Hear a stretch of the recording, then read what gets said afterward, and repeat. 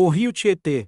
Quando falamos deste rio específico, vem à cabeça a... Tem uma pesquisa que revela que a mancha de poluição no Tietê aumentou nos últimos 12 meses. Nesta série de vídeos, nós descobriremos mais sobre o rio Tietê, seus afluentes e todas as riquezas escondidas e ofuscadas.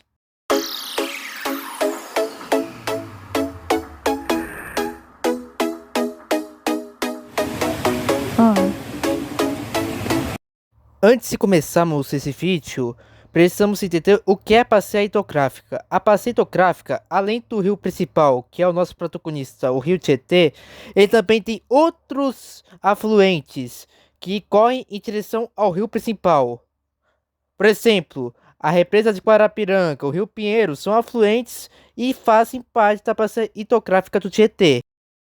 O local onde eu gravei esses vídeos foi na represa de Guarapiranga, que fica localizada entre os municípios de Ipuquaçu, Itapecerica da Serra e São Paulo. A represa faz várias conexões com vários afluentes, como o rio Ipuquaçu, que dá origem depois, a represa, ao rio Guarapiranga, que vai dar origem ao rio Pinheiros depois, que vai desaguar no rio Tietê. O local abriga várias espécies de animais, como o pernilongo, uma ave migratória que vai para o sul durante o verão. Na Itatiatuba, pernilongos de costas brancas medem quase 40 centímetros. Essas aves se alimentam de peixes e vivem perto de locais de áreas que têm rios e lagos. Ela está presente em quase todo o Brasil, exceto onde a área do norte da Amazônia. Também ocorre no sul do Peru, Bolívia, Paraguai, Chile e Uruguai. O pernilongo recebe esse nome popular pelas pernas longas e pelo pico afiado característico dos pernilongos, mas ele também é muito parecido com os pernilongos de costas negras, mas pelo padrão da máscara negra que contorna os seus olhos, é uma grande diferença, consegue diferenciar essa espécie. As fêmeas são mais amarronzadas, também com os filhotes, que também têm essa mesma cor. Os machos possuem coloração preta brilhante e estão de acordo com a IUCN, a ameaça é pouco preocupante para essa espécie, ou seja, ela é muito bem distribuída e tem bons números. Além dos pernilongos de costas brancas, a represa de Guarapiranga tem mais de 145 espécies de aves, entre elas os marrecos. Eles se alimentam de pequenos insetos, algas, crustáceos, além de moluscos, assim como os patos domésticos. Eles são anisodáctilos, ou seja, tem 3 dedos na frente e um dedão voltado para trás.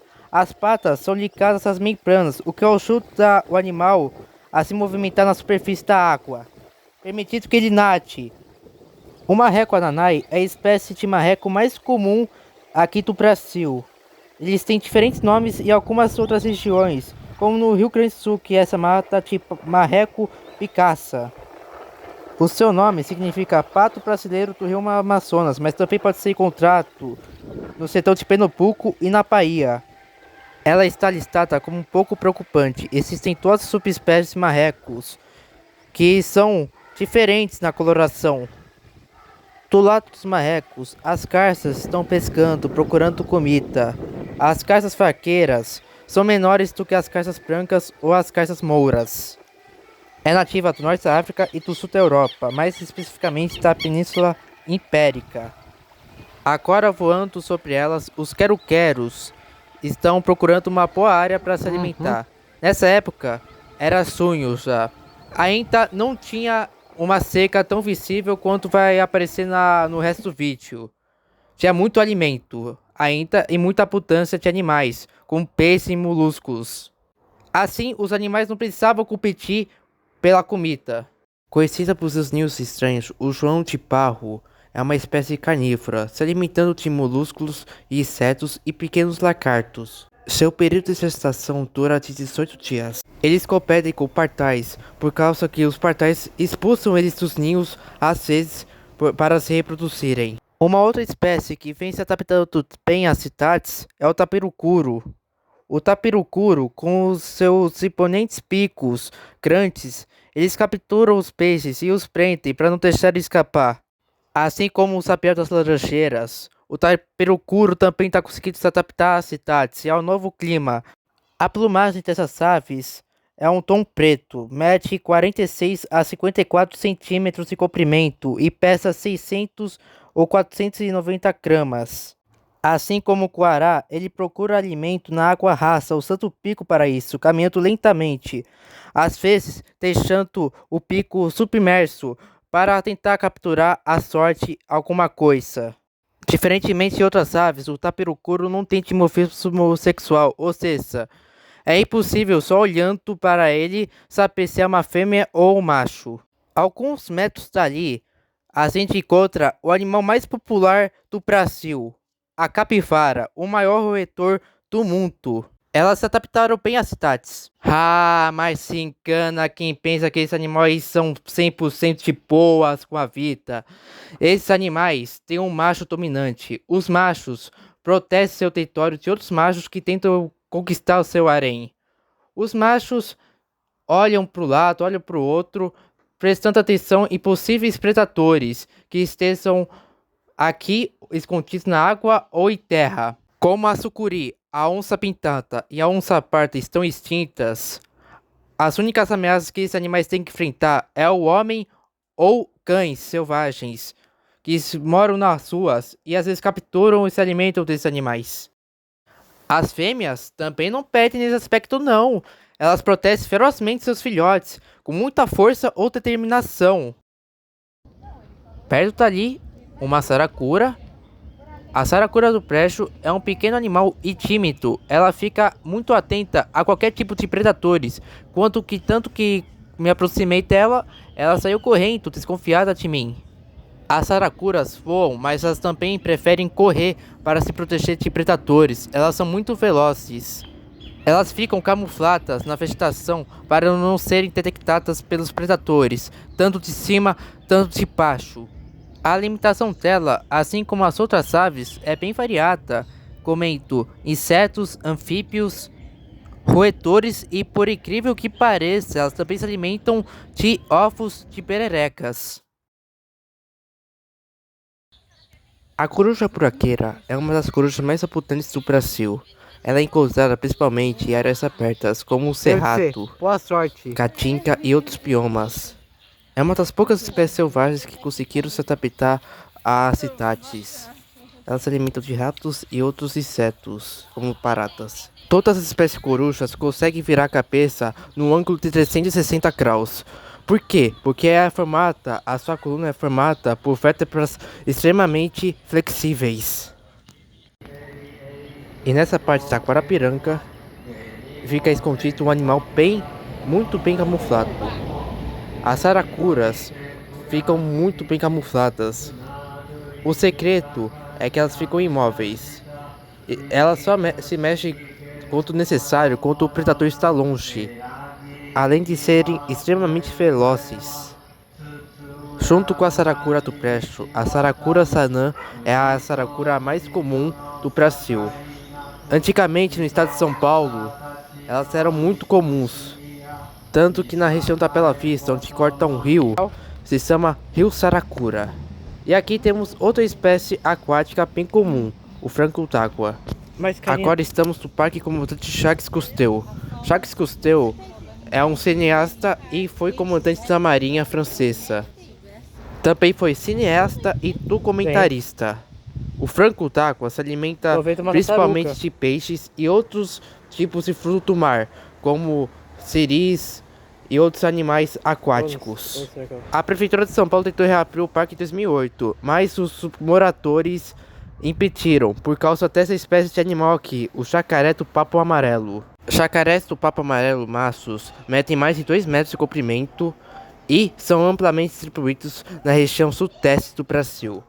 Animais adultos tendem a ser da cor verde olívia, enquanto os filhotes são amarronzados para ficarem camuflados aos predadores que atingem eles em toda parte. Muitos filhotes de jacarés do papo amarelo só nascem para morrer, já que muitos filhotes nem conseguem chegar à idade adulta ou passar da primeira semana de vida. Por isso que eles botam mais de 40 ou 60 ovos, só para que alguns jacarés consigam sobreviver. ou nem mesmo nascem, só que muitos são pretados durante a fase de eclosão. E ainda, quando se tornam adultos, ainda são caçados por outros predadores, como onças, sucuris e seres humanos. A principal ameaça hoje para os jacarés do papo amarelo, assim como as outras espécies de crocodilianos espalhadas pelo mundo, é a invasão e a caça ilegal. Aqui no parque eles se alimentam de tilápias, piranhas e até tem marrecos aqui. Só que os marrecos são muito ágeis. Para isso, ele faz uma tática chamada tática de tronco. Ao caçar, um jacaré do papo amarelo fica submerso ou ele usa outra tática chamada tática de tronco. Ele finge que é um tronco, aí depois ele captura a presa. Ele fica totalmente imóvel e tocaia. Ele espera a oportunidade perfeita para atacar. Voltando para a represa, tinha outros animais, muitos animais abundantes. Aqui você vê as imagens, o rio, a represa cheia, tudo esverdeado. Só que com o passar dos meses, São Paulo enfrentou a pior seca dos últimos anos. Isso resultou numa grande seca aqui na represa. Entre os meses de setembro e outubro, 55% do território brasileiro ficou à mercê da seca. Além disso, os territórios e os biomas do Pantanal e da Amazônia sofreram com grandes queimadas. Estima-se que o Acre perdeu mais de 6,6 bilhões de reais por causa das secas. Além disso, o abastecimento de comida e de água quase foram afetados. Os níveis do reservatório da Cantareira chegou em um nível alarmante. Com a seca perdurando, os animais começaram a competir entre si para se alimentarem e conseguirem melhores lugares. Isso levou ao aumento de competição. Os quero-queros são muito territorialistas e afastavam qualquer tipo de ave que se aproximava ou desafiava eles. Os frangos d'água, que normalmente compartilham o território com outras aves, começaram a competir com elas. Como vocês veem nas imagens, os frangos d'água estavam brigando entre si, enquanto outras espécies animais compartilhavam seus recursos pacificamente.